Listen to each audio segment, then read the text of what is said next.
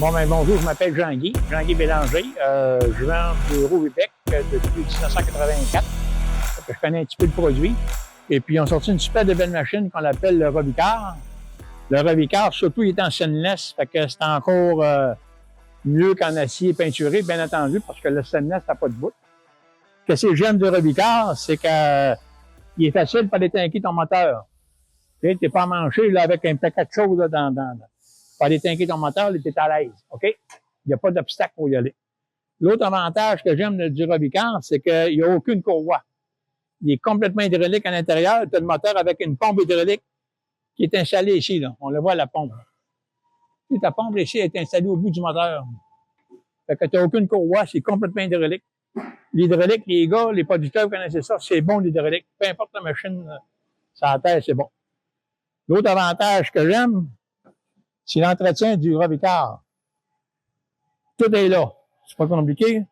Tout est là. Tu as un problème de chaîne. Tu n'es pas prêt à rentrer à l'intérieur pour démancher des panneaux. Tout est dans le côté ici.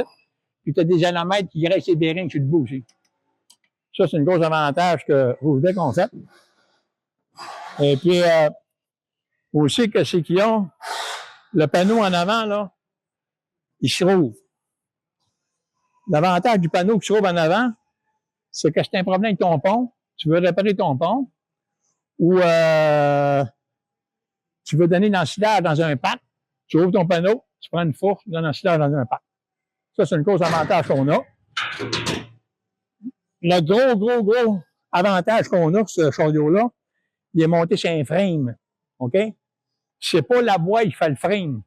La boîte est assise sur un frame, fait que le coup donne sur le frame. Ça, c'est une grosse avantage. L'autre avantage que j'ai trouvé, parce que j'en ai vendu beaucoup de ça, c'est que ton chariot, le déchargement se fait sur la traction. Parce que quand le déchargement se fait sur la traction, ton ensilage, elle sort ici.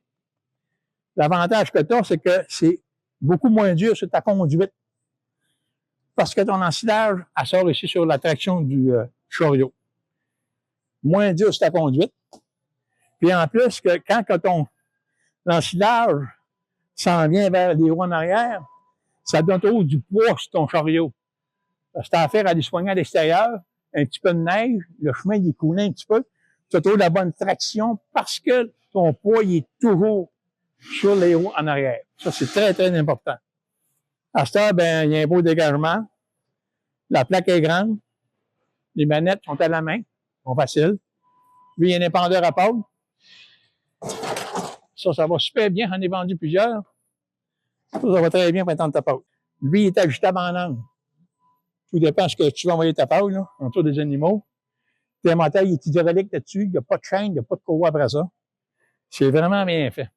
Puis l'autre avantage que tu as, c'est que quand tu t'en vas soigner tes vaches, et puis tu as un petit peu de fumier, mettons, de quoi? De coller ses roues. Quand tu décharges la traction arrière, tes roues ne passent pas sur l'ensilage. Quand tu décharges ton ensilage en avant, comme les autres chariots de la compétition, tes roues en arrière écrasent toujours ton ensilage. Tu vas avoir du fumier sur tes roues, peu importe, les vaches, ils ne mangeront pas. Dans ce temps-là, tu as un ranger. C'est ça qui est de best. Faut rapprocher l'ensilage.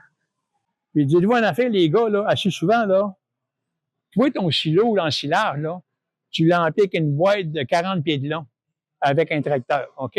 Vous avez des silos autour de 75-100 pieds de haut à 20 pieds de diamètre. Cette petite bebelle-là, là, elle vide tout le silo. Il en fait des heures, il en fait des voyages pour vider ton silo. Le plus bel exemple, les robots qu'on a vendus sur rail, là. Moi, sur Facebook, là, les gars s'astinant, il y a des robots qui ont 40, 50 000 heures, 60 000 heures, lesquels il n'y a pas plus d'heures. Fait que la fiabilité du produit Rovibec, là, c'est sûr que tu l'as, c'est certain.